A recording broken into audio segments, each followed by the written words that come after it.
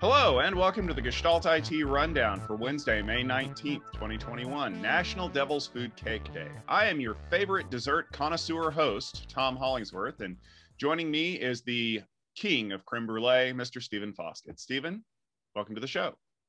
Thank you very much. And you know, I do love a good creme brulee, but it's so easy to ruin. You see, no, actually, let's talk about the rundown this time.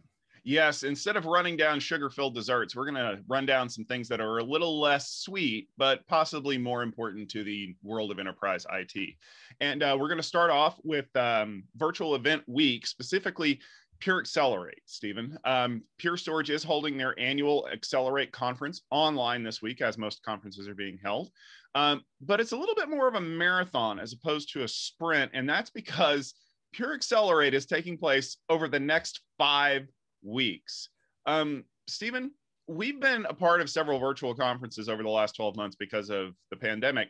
How is Pure Accelerate going to be different this year? What's being shown? And how do you feel like this approach of spreading the content out over a month as opposed to a week is going to work for them? Well, I understand why they're doing it. So let's start with that. I understand that there's a lot of virtual event fatigue right now. And I understand too that a lot of companies that have a product area or products that focus in different business areas are facing some backlash from users who say, hey, how come I had to sit through the data protection stuff? I'm a cloud person. Or, hey, you know, I'm really interested in analytics and I don't care about storage arrays, or, you know, and frankly, I get that. And I appreciate the fact that it's segmented a bit. But I don't appreciate that it's 5 weeks long. I'm sorry, my brain just doesn't last. I'm having trouble following it, honestly, because it's Wednesday and Thursday last week, Tuesday and Thursday this week, next week, next week, next week, next week. And each week has a different theme, which again, I love, but the problem is that it's so spread out that frankly, I forgot about it the other day. And that's not good, right? I mean, I want to attend these things and I want to pay attention, but it's just hard to schedule and hard to follow.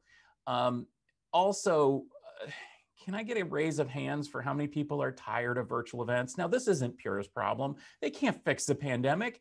They're not Dr. Fauci with the vaccine needle.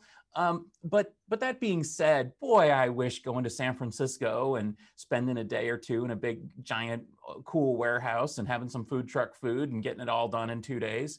I'm really looking forward to the time that I can get on a plane again. And, you know, everybody's trying different things. Cisco with Cisco Live, you know, we did the NGINX conference, you know, we worked with Red Hat on their conference, and everybody's trying to do as good a thing as they can. Frankly, I think the best ones that I've seen are the ones that are just short, and to the point. So for example, Scality launching Artesca, the whole thing was 2 hours. And that's basically what they needed, because they said, like, here's the thing, pay attention, here's the thing. And then they spread that across all channels. And then we're done. And we got the message. I would like to see that with more virtual conferences. And so basically, I'm finding this one pretty hard, even though I really like Pure and I really care about Pure Accelerate and I'm really trying to pay attention. It's just really hard on my little brain to do that over 5 weeks. So speaking about things that are hard on little brains, Tom, let's talk malware gangs. Did you know that your keyboard can be the only thing standing between you and a ransomware infection? And I don't mean what you're typing on the keyboard. I mean the literal keyboard itself. So Brian Krebs is reporting on his site that almost all strains of common malware in the wild have a fail-safe mechanism that prevents it from being installed if the computer has a Cyrillic keyboard. Now, theoretically, this is attempt for these, you know, former Soviet countries, malware gangs, to try to avoid having any infections in their region because they don't want to, you know, get the wrath of the cops or be extradited because they're attacking somebody local. But frankly, it's also a way to prevent malware from getting on your computer. So a bunch of people have been running out and installing a Cyrillic keyboard mapping. You don't actually need the keyboard. You just have to install the mapping on the software in order to try to poison this malware before it starts. What do you think about this idea, Tom? I think it's a great stopgap measure, but please don't count on this to save you, because there's just as much malware out there that doesn't care what keyboard you're typing in or what you have installed. And I can promise you that as soon as these gangs figure out that people are installing Cyrillic keyboards on their machines to prevent this, from happening, they're going to add additional checks. They're going to, I don't know, add like time zone checking or something like that. And ultimately, here's the reason why. This was a simple way that was almost guaranteed to check to make sure you weren't installing this on Russian, Romanian, Bulgarian computers where these companies tend to operate. And ultimately, I love that Krebs brought this up, because this is the thing. This is not something that's brand new. We've known this for years. It's just that the amount of malware that's being produced now, and all of it seems to have common roots with these companies, these shadow organizations. It all just so happens that we accidentally found a great solution that fixes 95% of the problems today. But I promise you that as soon as we find a fix for this, they're going to find a way to fix it back. That's just the nature of the security shell game. Speaking of ransomware, Stephen, during Rubrik's virtual Forward conference this week, the data management company announced that they are going to have a new release that is specifically aimed at helping administrators automatically recover from malware infections. Polaris AppFlow is designed to help IT teams recover in the event of an infection of not only their primary data sources, but also their backup data, which is a more common threat that is attacking companies. We're not just going to infect what you've been using in production. We're going to infect the things you would use to recover from what we were infected by. The question that I have for you, Stephen, though, is that this is something that a lot of other companies have started coming out with in this space. It seems to be that some venture capital has told them that the way to make more money is to do malware prevention. And now suddenly, 6 months later, every company has this installed as a feature. Is this something that is worth it to customers, or is this one of those box checking things that will get you past a government RFP? Well, it certainly is checking boxes. Let's start with that. Absolutely. Data protection companies have realized that they are a very, very valuable drug to take when you've been infected by malware. And frankly, they are very, very valuable. I mean, if your data is getting encrypted and so you lose access to your data, well, if you've got a copy of your data, then sure, you can restore it and then you're good to go. But as you point out, malware is not, authors are not stupid either. And they're in fact pretty smart. And a lot of malware now is deleting snapshots and clones, deleting and locking storage arrays, and going after data protection solutions like Rubrik. Now, the cool thing about this one is that it's pretty automated. That's one thing that I really like about it. It kind of detects when things are being infected, which, you'd think would be kind of straightforward, considering if all the data changed and is unreadable, might be malware.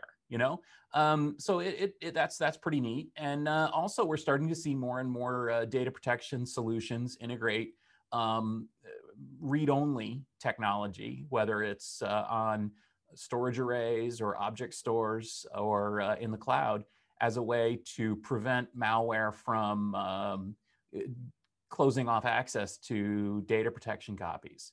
Now, that being said, of course, the malware authors are doing everything they possibly can to lock it up anyway. And of course, if you've got data in the cloud, you might have your keys wiped and things like that. So you got to watch out for this stuff. But I like the direction that this is going from data protection companies, and this Rubrik solution looks pretty nice. That being said, too, watch out, because of course, next generation malware also is basically threatening to expose your data unless you pay up, as we've been seeing with the recent Apple supply chain attack. So we very much could be in a situation where a data protection solution doesn't actually give you much protection if the primary mechanism of malware becomes exposing data instead of just locking it up. So it's a good move. I like it. I like the fact that it's automated, but it's not a cure-all. It doesn't fix everything. Good direction. Speaking of malware and ransomware, last week we talked a little bit about DarkSide, not the villain in Zack Snyder's movie, but in fact the ransomware as a service gang that recently affected the Colonial Pipeline. Well, guess what? They packed up and they're getting out of town, just like the sheriff said. The now famous ransomware provider has closed up shop very quickly and moved on to anonymity once again. The servers run by the organization have reportedly been seized and shuttered, and the Bitcoin wallets holding their money have allegedly been transferred out of their hands. The message about their departure confirms that they are tied to the notorious Revil or R-Evil or evil ransomware gang. Given the hasty apology after the Colonial Pipeline debacle, is this an attempt to evade Thor's hammer of justice? I think it's funny that you mentioned that they're nothing like the DC Comics supervillain who lives on Apocalypse, when in fact, much like what happens when you piss off Superman, he took the exact same exit, stage left, which is disappear into a boom tube and hope that they don't come looking for you, because this is exactly what I knew it was going to happen. As soon as DarkSide came out with a really big press release saying we had no intentions of infecting any pipelines, this was somebody who used our software and definitely not us, and please, please, please, oh Cyber Command, do not destroy us. This is their attempt to get out of the spotlight as soon as possible. At any Wild West thing where you see people throwing stuff in the back of a wagon and riding out of town on a horse as fast as possible, that's exactly what this was. And it's not going to save them. Now, if you listen to any of the security podcasts, whether it's Risky Business or Smash Security or anything like that, this is standard operating procedure for ransomware gangs. You hit it big, you take credit, and then everybody kind of walks away like the end of Ocean's 11. Why? Because if you spread out, it's a whole lot easier to not get caught. And they're all going to go back and reform gangs. And they're going to take their Bitcoin wallets. They're going to use that as seed money to start up the next group. And then they're going to get famous and do it all over again. Except this time, they screwed with national infrastructure. And the more details that come out about the Colonial Pipeline thing, the worse this looks for all parties involved. But one thing's for sure, Cyber Command's not going after Colonial. They're not going after the auditors who have released all these reports claiming how bad their security was. But boy, a few high profile arrests would look great on a news blotter. So boys, just a hint, don't piss off Superman. Run away. All right, Stephen, let's talk a little bit about cryptocurrency because there is a new cryptocurrency out there. Chia, the crypto coin that grows all over your disks. And no, that was not a mispronunciation. It really was. It does eat your SSD too. The world's going crazy over Chia. Obviously, it's a new cryptocurrency that uses proof of time and space instead of proof of work. Hard drives and SSDs are disappearing faster than spots under OxyClean. Stephen, what's the deal with Chia? And when can I order now and get 2 for the price of 1? Just wait, there's more. No, so Chia is the creation of Bram Cohen, who's best known as the guy behind BitTorrent. And essentially, it's pretty much what you said. It's a new cryptocurrency, and it's a crypto platform like Ethereum because it can actually run applications. It has a Lisp-based scripting language. It can do smart contracts, all sorts of stuff.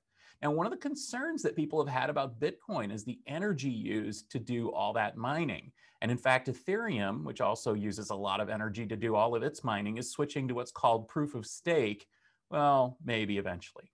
Well, Chia's here now, and it's getting a ton of attention, and it uses what we said, proof of time and proof of space.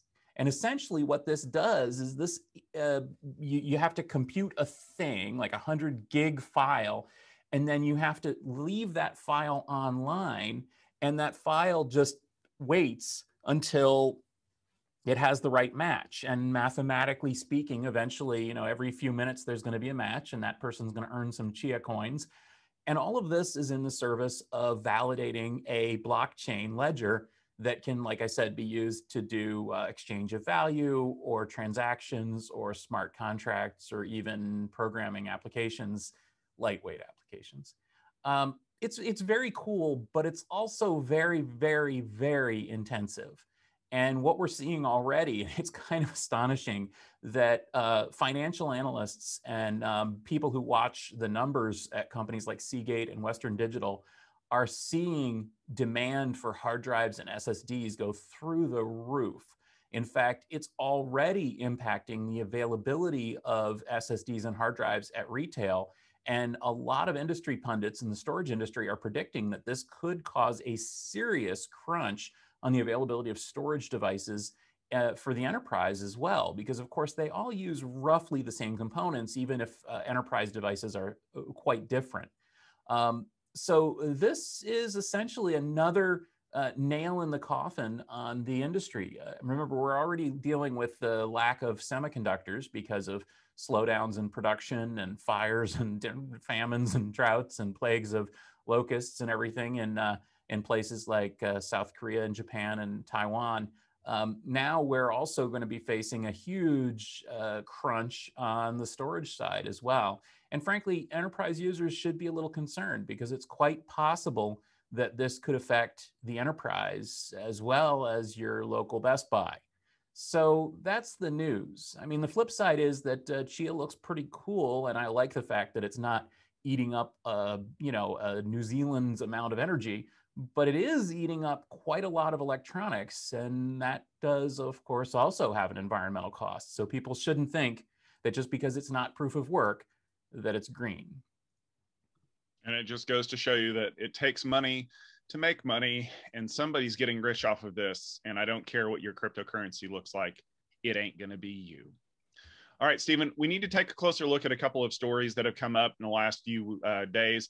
And the first one actually is a story that broke quite literally as we were pushing publish on the rundown last week. Thankfully, even though I was busy with Networking Field Day, you were right on the spot to be able to give us a breaking news update. And that is, in fact, that we have a new CEO at VMware. As mentioned in Stephen's special breaking rundown report, Raghu Raghuram is in, Sumit Dewan moves up, and Sanjay Poonen moves out.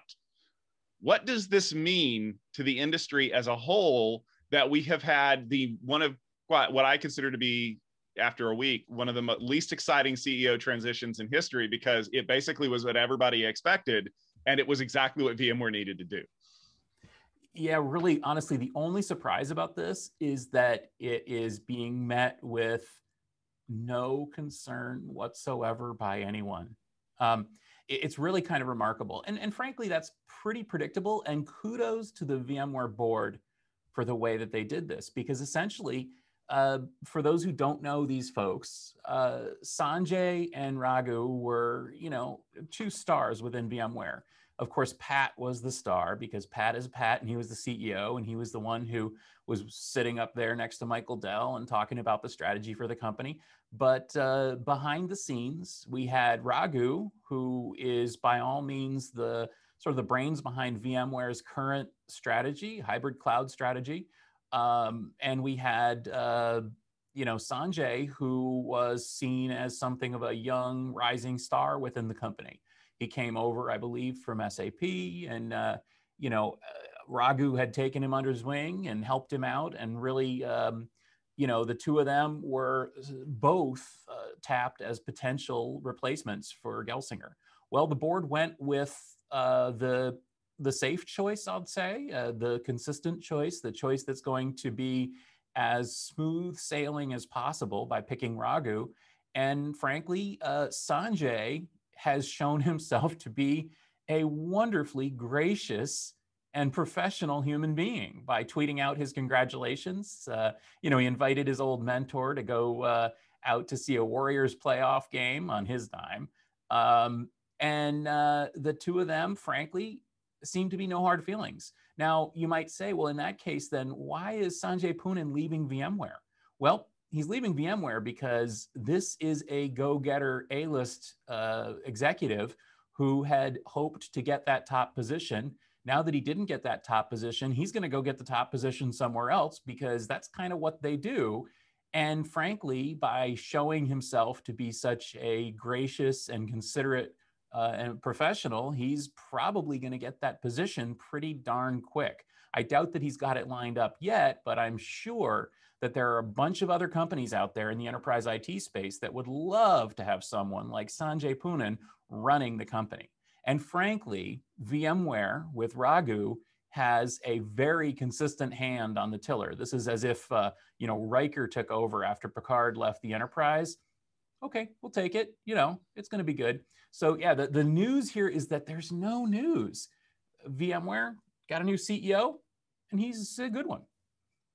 Yeah, for those of you who have never survived a CEO transition at a large major tech company, looking at this making zero waves at all is a stark contrast to what happened, say, I don't know, several years ago at Cisco, where you had, at one point, I think I was trying to keep count, there were 8 different CTO level people who were all vying for that top position.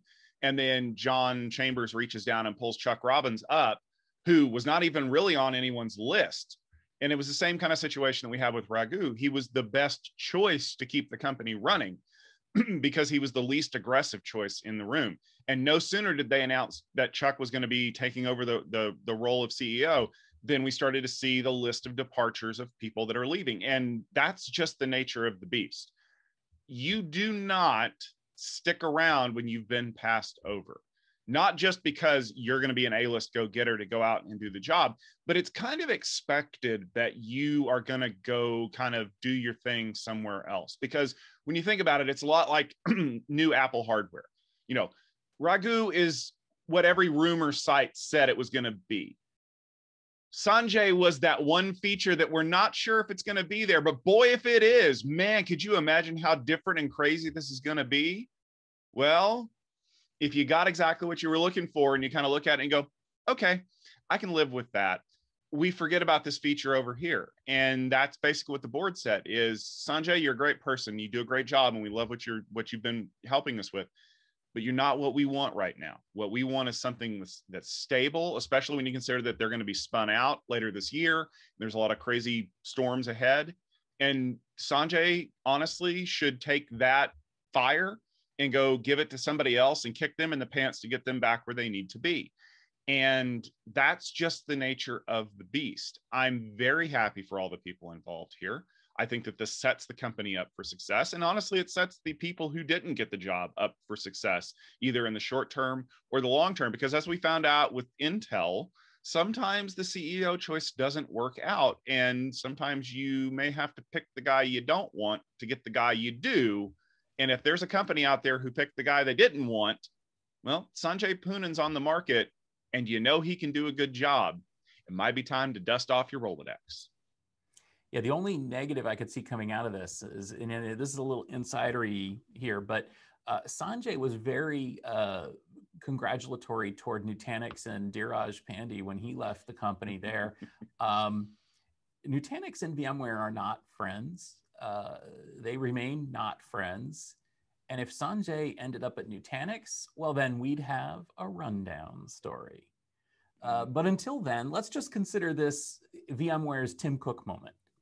They've got their Tim Cook, and he's going to continue to run the ship. Absolutely. So let's talk about something else that's big here. And folks may say, why is this on the rundown? But I promise we've got a reason. So a New York Times report this week highlighted some of the potential challenges that Apple is facing in China.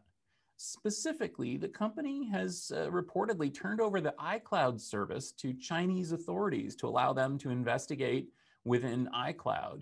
And the report mentions how this goes against the stated privacy mission that comes out of the Cupertino company right and left. Opponents of their far-reaching stance on user privacy are jumping on this as a cudgel against them. The Chinese government has strict rules regarding the availability of user data, and Apple is complying with those laws as it must in order to be allowed to sell products in the country. Tom, what kind of situation is this for Apple, and what does this say about enterprise data sovereignty? So if you read the New York Times article, there's a lot of facts in there. if you read the Daring Fireball report that we linked in the show notes, you're going to get John Gruber's analysis of what the Times is reporting. And I loved it because Gruber is, and let's be fair, John Gruber is an Apple fanboy at heart. Yeah, he's tough on them, but he's tough on them because he loves them. And he has what I consider to be a very balanced approach to this, because we've got a lot of moving parts here. The facts: one, China is a surveillance state. Between the Great Firewall that limits what people are allowed to see on the internet and the fact that they can request information on you anytime they want, they can pretty much figure out what's going on in your life. Two, they are very picky about the companies that are allowed to do business inside of China. And when you look at the number of companies that have developed technology that were then sold to a wholly owned Chinese company that then kind of grew out of that, the fact that an American or Western company is allowed to operate inside of China with as much autonomy as they have now is impressive. And three, China is the second largest market for these devices in the world. I believe Gruber quoted it's $50 billion a year that they make in China. So what is Apple to do? Well, everyone's pointing at the fact that Apple has repeatedly refused to build backdoors into iCloud to allow the US government to access information, with warrants and things like that. Okay, cool. I get that. And then they turn right around and go, but they're giving the Chinese access to iCloud servers left and right to be able to pull information in. Okay, I get that too. These two things can both be true and not be on the sides of the coin. Here's the reason why. One, China has rules that say that companies that operate inside of China must provide this access to the government. Two, China controls the physical data centers where Apple servers are being held. And if China wanted to do it, they would just go in and seize the servers, and that would be the end of that. Three, the US government has not passed a law mandating Apple be required to build a backdoor into their software. And four, the US federal government does not have the power to prevent Apple from doing business in the United States of America should they refuse to build a backdoor that has been requested but not mandated by law. So, as Gruber brings up, Apple really has two options: do what they're told or get the hell out of China, which is a lot of a stickier situation when you consider that the iPhones are manufactured there. So, as Gruber points out, this is the middle ground, which is we're going to give you as much as you need, but we're not basically going to hand over the keys to all of iCloud, because they're only doing this for the iCloud data in China. Now, secondly, or fourthly, or whatever we're on now, Mark Zuckerberg needs to shut the hell up, because of all the people in the world lecturing Tim Cook on privacy. He is the last person on this planet, or quite frankly, any other planet, that needs to be talking right now. Because the difference between Apple fighting tooth and nail to protect my privacy against an invasive government that I live under, and Facebook emailing that data to government officials on a lark because, you know what, we just love you guys, is starkly different. Because I promise you, if Facebook was operating in China because they're not allowed to, they wouldn't be collaborating the least amount possible. They would probably be required to turn that over to the Chinese government as a wholly owned subsidiary, and the Chinese government would just be looking through all of that data on a whim because they felt like it, and Facebook makes that easy anyway. But Stephen, there's a lot of data sovereignty issues here, and I think that was something that you had picked up on in the story. You okay, Tom? Yeah, okay. You feeling all right? I'm better now. I know any mention of the Zuckerbot makes you crazy. Here, I'll give you something that's more calming to think about. Larry Ellison. No, that's not more calming. That's just comical. All right. So yeah, let me. What you've said is absolutely interesting. I think that this is an example. This is a story that shows just how much nuance there is to this tech news. It is very easy to be an Apple lover and say, oh, Apple's still great. You know, they're doing what they have to do, but they're still great. It's also very easy to be an Apple hater and say, see, I told you they're a bunch of hypocrites. But you know what? You're both wrong. This is a nuanced story, and there are nuances here, and there are nuances to every story. And one of the nuances that I want to pick up on is this whole idea of data sovereignty. So a couple of weeks ago, we actually had a Tech Field Day presentation by the CEO of Scality.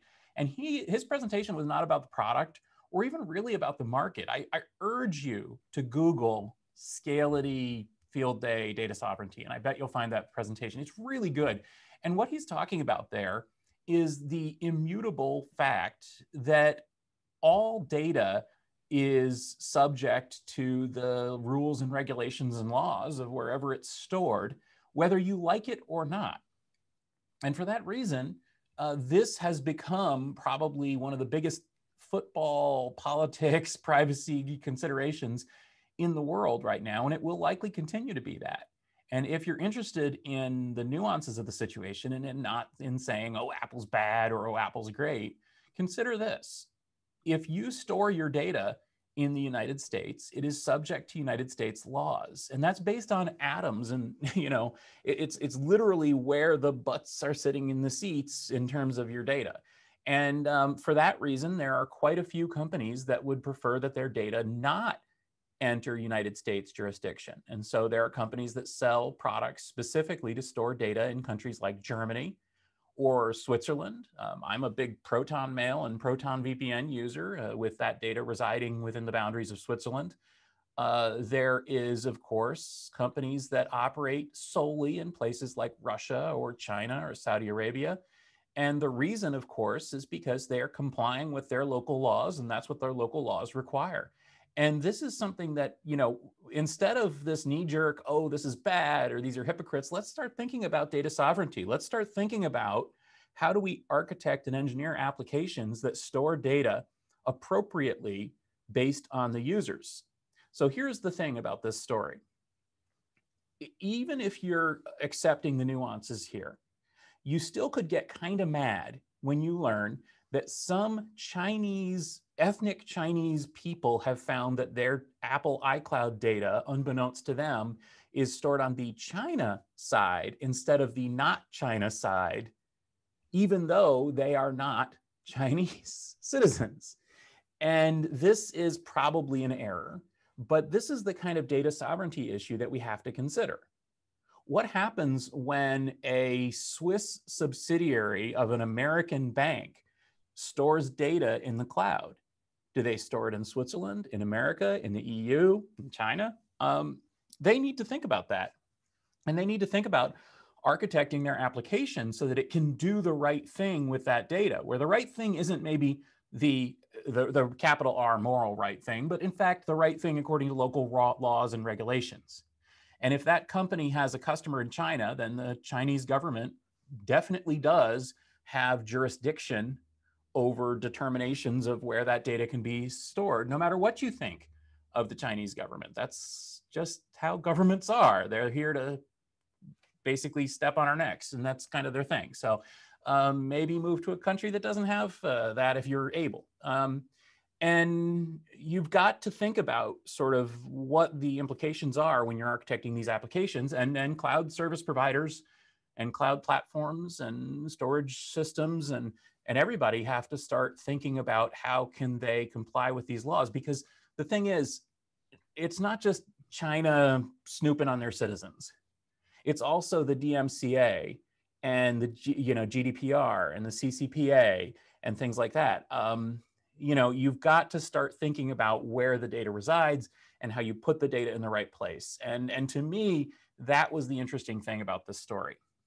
Of course, there's also that other nuance in terms of manufacturing and the fact that Apple manufacturing in China means that they have very little choice in the matter, because otherwise they would have literally no iPhones to sell. That affects a lot of other areas as well.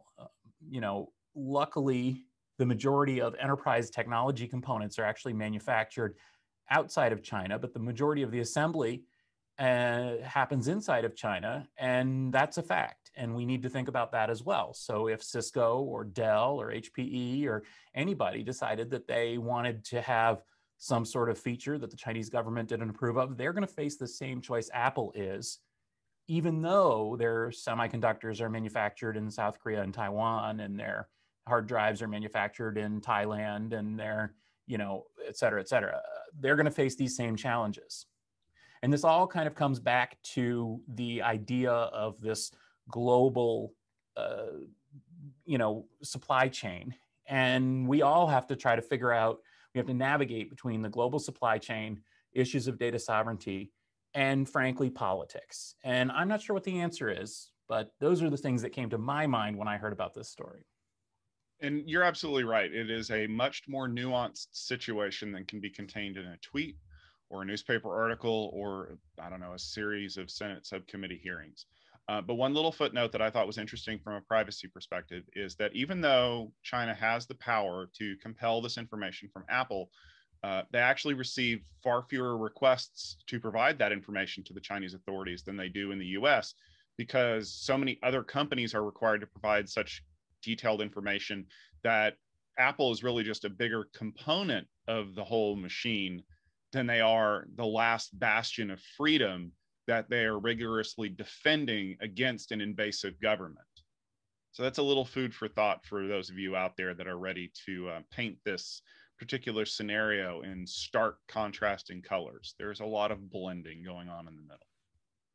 All right, well, that should just about do it for this episode of The Rundown. Thank you very much for tuning in. We have had a busy past few weeks, and there's a lot of content out there that you're definitely going to want to spend some time consuming as we get closer to the Memorial Day holiday here in the US. Stephen, what are some things that people should check out on your side that are definitely of good interest? Well, you've probably heard me mention the Utilizing AI podcast before. It's our weekly podcast published every Tuesday. Please do tune in if you're interested in artificial intelligence and machine learning, and specifically interested in how it impacts enterprise tech and what to look out for with these new applications. Well, we're doing an AI Field Day event next week on Thursday and Friday, May 27th and 28th, and I encourage you to tune in for that as well. We're going to have a bunch of companies that essentially are the foundations for the next generation AI applications. So if you remember when cloud started coming to the enterprise, there was a lot of concern and confusion. What is it? What does it mean? And how would it actually be used? What does it mean when boots hit the ground with cloud? It's the same thing with AI. So join us on on Thursday and Friday next week. We're going to have Scality, who I mentioned earlier, with their Artesca platform, which is designed for edge AI applications. We're going to have Liquid, which is the leader in composable infrastructure. That's at 8 and 10. And then on Friday at 8, we're going to have BrainChip, which is a company making a low-power neural engine processor that could go anywhere. Talk about some, gray areas there. Let's think about having AI literally in every device. At 10:30, we've got MemVerge, which is the big memory darling that's doing for memory what VMware did for servers. And then at 1:30 p.m. Pacific time, we've got Intel coming in with a couple of presentations, and it ain't CPUs. They're talking about software, and that's going to be really interesting. Katana Graph and Analytics Zoo. And if you're thinking, I don't know much about AI or machine learning, well, maybe tune in for this, because that's really what the AI Field Day is all about. It's to help people like us get our heads around this situation. And Tom, I know that you've had a lot going on last week. We mentioned Networking Field Day was happening. I think those videos are up now, right? Yeah, you're absolutely right. We spent the weekend making sure that you had all of the content you could possibly handle. You definitely should be consuming it this week before AI Field Day. But there were a lot of interesting technologies that were kind of highlighted during Networking Field Day. A couple that kind of come to mind, the integration of the Apstra acquisition at Juniper is paying massive dividends already. Their entire team presented during Networking Field Day in the Juniper presentation slot. So seeing some of the things that they're building on. The IP Infusion presentation. If you are curious about how 5G works, maybe not from a radio spectrum perspective, but maybe just behind the scenes about how you could build a network to handle 5G networking, because I'm sure you've seen 5G on all of the networking hardware that's trying to be sold to you. Watch the IP Infusion presentation. I'm actually going to have to go back and take more notes on it because it was that in depth. And then one of the things that was really super exciting, of course, came from our friends at Intel. They talked about silicon photonics. That's a subject that I actually covered last week in Tomversations. And they did a great job of kind of explaining what they're doing behind silicon photonics and how they're building out these new processing capabilities. And quite honestly, this is like massively cool sci-fi type stuff. kind of like being able to get on the internet without any wires, or being able to order a car, pick you up somewhere without having to call a taxi service, that kind of sci-fi stuff that we do every day now. So if you want to check that out, please make sure you look at the videos from Networking Field Day by going to techfieldday.com. And then you can also head over to gestaltit.com and check out our conversations utilizing AI, check some videos, all of that great content. And we're going to be bringing more and more of it to you over the course of the next few weeks. I mean, just check out the calendar, go to itecal.net to see some of the IT events that are going on, including all of the Tech Field Day presentations that we've got coming up. But for now, for myself, Tom Hollingsworth, for Stephen Foskett, and for the rest of the Gestalt IT family, thank you very much for tuning in for the rundown. We will see you next week, Wednesday, 12:30 Eastern Time, with another great episode. And have an amazing day.